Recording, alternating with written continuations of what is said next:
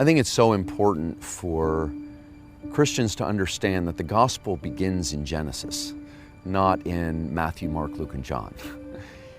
And what I don't mean is that the Christ event that happens in those gospels is not central to our faith. It absolutely is. But the story is incredibly expansive that God has delivered to humankind.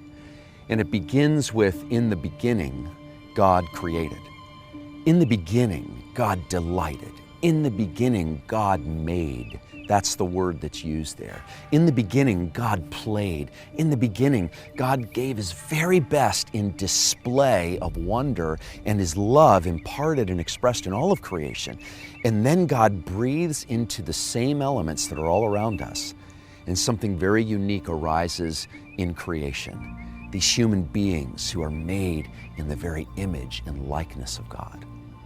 If our gospel begins there, we begin with God's delight. We begin with God's joy. The story has a plot line then that begins with a creative spirit, if you will, animating all that is around us, and then unfolding over time. We see this incredible story that any person who is involved in narrative and in literature understands is very profound as it moves between people's successes and tremendous failures and how they interact with people and themselves and with God in the midst of it all. And then at the fullness of time, the scripture says, Christ comes among us. He lives, He moves, He has His being among us. And we begin to see the displayed nature of God in our midst. John 1, we walk with Him, we talk with Him. As Eugene Peterson said, God moved into the neighborhood and lived among us. And then we have the fullness of Jesus' life that then moves toward this cruciform moment, and our cruciform spirituality is built around as He goes to a cross.